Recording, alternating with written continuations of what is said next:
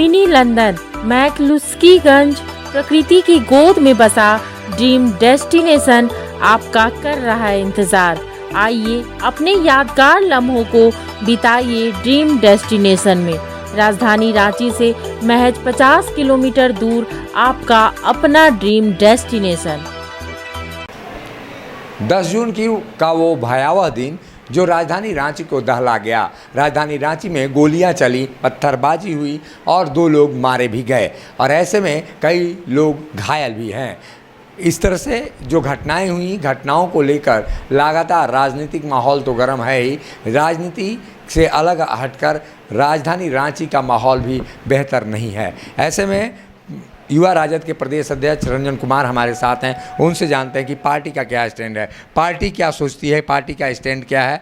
Party काफ़ी अभी तक कुछ स्पष्ट बयान लेकर नहीं सामने आई। देखिए, जिस तरह उस दिन का जो 10 तारीख का घटना घटा, जो स्थिति उस दिन पैदा हुई, सब कुछ देखने से पता चलता है कि उसमें हमारे पुलिस प्रशासन की निष्क्रियता थी। पुलिस प्रशासन की निष्क्रियता के कारण ये घटना घटी। क्योंकि जब कोई भी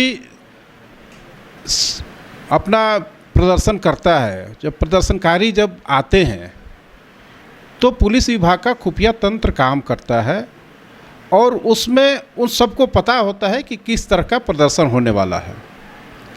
तो खुफिया तंत्र ने उनको बताया होगा कि किस तरह का प्रदर्शन होगा। खुफिया तंत्र अगर नहीं बताया तो क्या कर रहा था, क्वेश्चन नहीं उठता है। अगर उन्होंने बताया तो इनकी पर्याप्त मात्रा में पुलिस बल वहाँ क्यों नहीं उपलब्ध कराए गए थे। यह देखा गया कि कुछ पुलिस बल ही वहाँ थे जो कि प्रदर्शनकारी जब वहाँ से विरोध में रैली लेकर चले तो कुछ ही पुलिस वहाँ उनके साथ में थे, और जिनकी कम पुलिस बल देखकर, कम पुलिस वाले को देखकर, उनकी पर्याप्त मात्रा में पुलिस बल नहीं देखकर प्रदर्शनकारी उग्र हो गए। और चूँकि प्रदर्शन जब होता है तो उसमें बहुत तरह के लोग होते हैं, कुछ असामाजिक तत्व भी होते हैं उसमें, जो कि समाज में हिंसा फैलाने का काम करते हैं। तो इसका काम है पुलिस प्रशासन को रोकना। पुलिस का यही काम है कि उस तरह के लोगों को रोकना है और किसी तरह हिंसा नहीं भड़के, इसके लिए उनको पूरी व्यवस्था रखनी चाहिए। तो वहाँ इस तरह की कोई व्यवस्था देखने को नहीं मिली। अगर जब वहाँ से चली थी तो पुलिस प्रशासन को पर्याप्त मात्रा में पुलिस बल होने चाहिए, उनके पास सुरक्षा जैकेट होना चाहिए था, उनकी हेलमेट होनी चाहिए थी। वहाँ पे फायर ब्रिगेड की गाड़ी जिससे पानी का फुहारा देते हैं, पानी का फुहारा होना चाहिए था। रबड़ की गोली चलानी चाहिए थी, उनको आंसू गैस छोड़ना चाहिए था, डंडा चलाना चाहिए था। लेकिन इस तरह का कोई वहाँ पे चीज़ प्रयोग नहीं किया गया। जब भीड़ अनियंत्रित हुई तो इस तरह का प्रयोग नहीं होने के कारण, इस तरह की व्यवस्था नहीं होने के कारण उनको गोली चलाने की नौबत आई, जिससे कि उसमें 2 लोगों की मृत्यु हुई है। तो प्रदर्शनकारी होते हैं, प्रदर्शन करते हैं, तो ऐसा नहीं है कि अगर उग्र होते हैं तो उन पे हमको गोली चलाने का नौबत है, हम डायरेक्ट उनको गोली चलाएं और गोली से उनको मार दें। अगर कोई गलती करता है तो उनको संभालने की उनकी सारी जिम्मेवारी पुलिस प्रशासन की होती है। अब पुलिस प्रशासन अगर इसमें कामयाब नहीं होता है तो भीड़ अनियंत्रित होती है, उसको लास्ट में बोला जाता है कि आप शांत हो जाओ, आप हट जाओ, नहीं तो हम गोली चला देंगे। इस तरह की कोई घोषणा कोई माइक से बोला भी नहीं गया और डायरेक्ट गोली चलाए, जिसके कारण 2 लोगों की जब मौत हुई वो काफ़ी निंदनीय है। और इस घटना की हम काफ़ी कड़ी निंदा करते हैं। जितनी भी निंदा की जाए वो कम है। और इसके पुलिस प्रशासन की निष्क्रियता का ही जो भीड़ उग्र हुई, उसमें हमारे जो मंदिर है उस पर भी पथराव हुआ। चूँकि वो भीड़ तो उग्र था, वो न मंदिर देख रहा था, न मस्जिद देख रहा था, न उसको लोग देख रहे थे, न मीडिया देख रहे थे, न किसी की गाड़ी देख रही थी, सब पे उन्होंने पथराव किया। तो इन सब चीज़ों को नियंत्रित करने का काम पुलिस का है, जिससे कि पुलिस बिल्कुल असमर्थ रहा।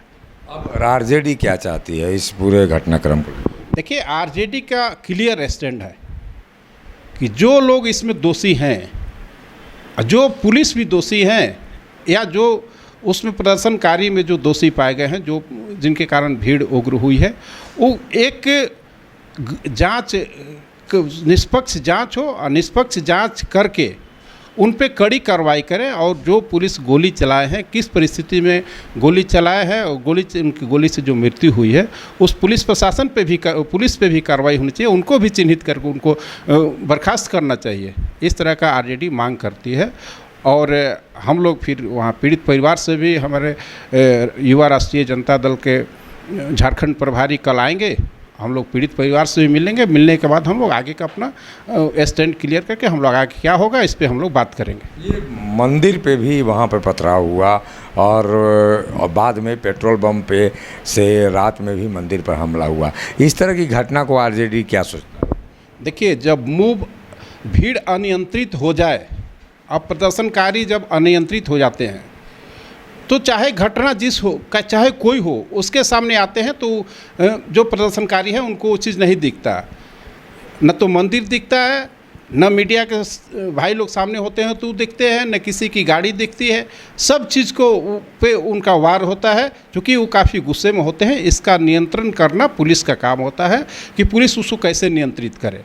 उसको पुलिस नियंत्रित नहीं कर पाई, जिसके कारण ये सब घटना घटी है। अब ये मानते हैं आप लोग सरकार में हैं, तो सरकार भी कहीं ना कहीं फेलियर हो रही है ऐसे में मामले में, सरकार की बदनामी भी होती है ऐसे मामले, पूरे देश में इस तरह के मामले अगर हो रहे हैं तो यहाँ महागठबंधन की सरकार है, महागठबंधन की सरकार भी कहीं ना कहीं बदनाम हो रही है इसमें।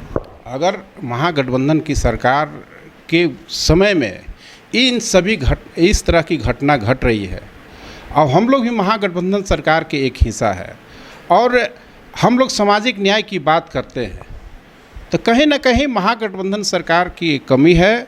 और इस कमी को दूर करने के लिए हम माननीय हेमंत सोरेन जी से कहेंगे, क्योंकि हमारे राष्ट्रीय जनता दल का सरकार में क्या भागीदारी है सबको पता है कि राष्ट्रीय जनता दल का क्या भागीदारी है, राष्ट्रीय जनता दल के सरकार में क्या महत्व है। लेकिन राष्ट्रीय जनता दल चूँकि महागठबंधन एक बना है, इसके नाते राष्ट्रीय जनता दल सरकार में है, तो उसमें हम सरकार से मांग करेंगे कि लॉ एंड ऑर्डर जितना जल्द से जल्द हो, लॉ एंड ऑर्डर बहाल हो राज्य में, और लॉ एंड ऑर्डर दुरुस्त हो, चुस्त दुरुस्त हो, जिससे कि लोग अमन चैन की जी सके और रह सके, राज्य में अमन चैन की व्यवस्था बहाल हो। ये थे आरजेडी युवा राजद के प्रदेश अध्यक्ष रंजन कुमार, जो अपने ही हेमंत सोरेन सरकार को आईना दिखा रहे हैं। जिस तरह की घटना 10 जून को हुई, उसके बाद से पुलिसिया तंत्र पर भी सवाल खड़े हो रहे हैं। ऐसे में जो तैयारी मुकम्मल नहीं थी, जो लोग दोषी हैं और आखिर किन वजहों से ये पूरी घटना घटित हुई, इन तमाम चीज़ों की जांच की मांग राष्ट्रीय जनता दल अपनी ही सरकार से कर रहा है। ऐसे में मुख्यमंत्री हेमंत सोरेन को आईना दिखाने का काम राष्ट्रीय जनता दल फिलहाल कर रही है। सहयोगी संजय के साथ Ashok Kumar, Mukhar Samvad, Ranchi. HM public school, lower Chutia, near Shiv Mandir, Ranchi. हम बनाते हैं बेहतर भविष्य। जब टूटती है आस, जब थकती है सांस, जब रूठते हैं अपने, मुंह मोड़ता है जमाना, जब अंगड़ाई लेता है संकल्प, फिर बनती है कहानी, बनते हैं अनमिट निशान। देखिए मेरे साथ संघर्ष की दास्तान।